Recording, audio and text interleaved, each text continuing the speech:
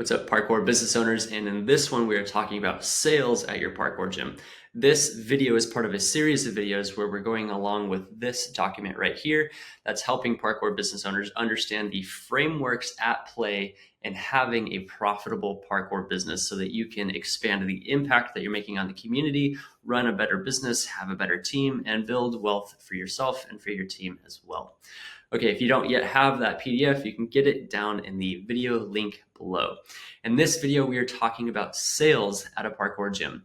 Now, sales is one of the core functions that every parkour gym owner must be good at. So we have to be good at marketing so that we can get leads. We have to be good at sales so that we can grow our membership base.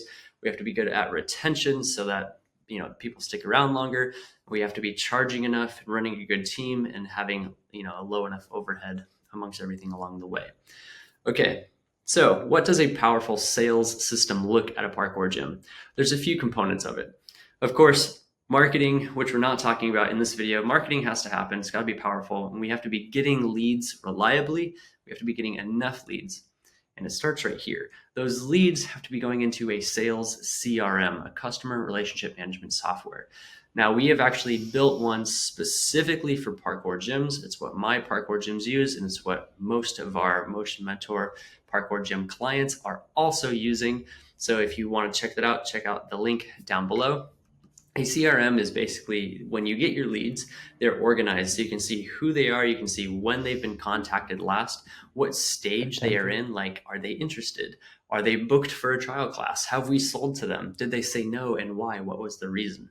And your sales team can actually call them, send them an SMS, and send them an email straight from the software. They don't need to use their personal cell phone. Okay, it's all straight from the software. Even making calls, they can have a call headset, click through, get to the next person, leave notes and reminders for themselves. And so when you have your system is automatically putting leads into your CRM, your sales team are actively nurturing those leads, working those leads, getting trial class bookings. And that's their job role. You have people in the position of a salesperson, and that's what they are supposed to do when they show up for work every day. Now you're getting trial classes booked consistently and reliably. From there, someone shows up to the gym. We want to greet them, introduce them to their coach. The coach has to run a great class, obviously, or else the trial class is a bust. After the trial class, they need to be brought back up to the salesperson at the front desk. So there's a little bit of teamwork between the coach and the front desk person. The coach should be like literally intercepting that trial class member and being like, follow me to the front desk, bringing them to the front desk and hand delivering them on a silver platter to the front desk salesperson. And then that front desk salesperson gets into a practiced, scripted sales performance, a sales pitch. So there's a couple of things that they need to ask. They need to know. I always open the conversation with, what was your favorite part of class? Because that puts them in this mindset of, well, my favorite part was X, right? You're directing them with a specific question to stand on that their favorite part was this. Now that's where you want people to be in a sales conversation from. They want to be standing on what their favorite part was. From there, the salesperson, we need to figure out how often they want to come and to what program. Ideally, you just have parkour and not 38 different sports so that it's easy.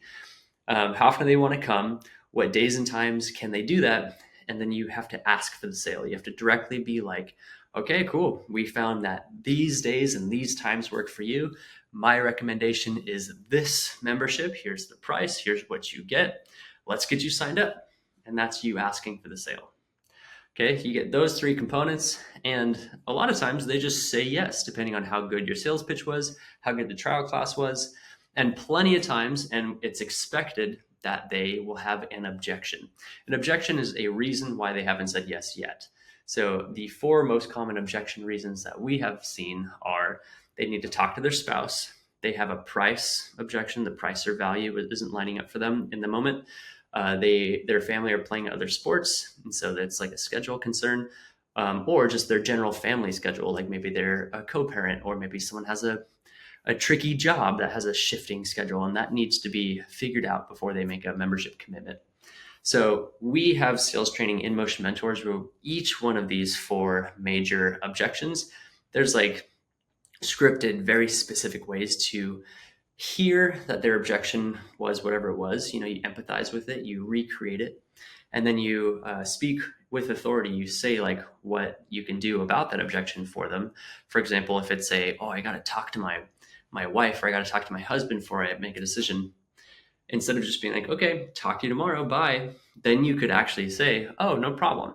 I got to talk to my spouse too, so that we can always be on the same page. I totally get that. Why don't you take out your phone, take a seat right here? That way, if you have any questions or your spouse has any questions, I'm right here to ask. Cool. And then you stop talking. They call their person, they come up to you, and then you're back into the sales cycle. So there's things like that at each one of these objections that you can do to not just roll over and die and let them walk out the front door, but instead stay in the sale and make that sale. Okay, and then you get the sale, you hand them a welcome bag or whatever, and then it kind of starts the client onboarding process, which we will talk about in a future video. And that is, in a nutshell, what your sales process could look like.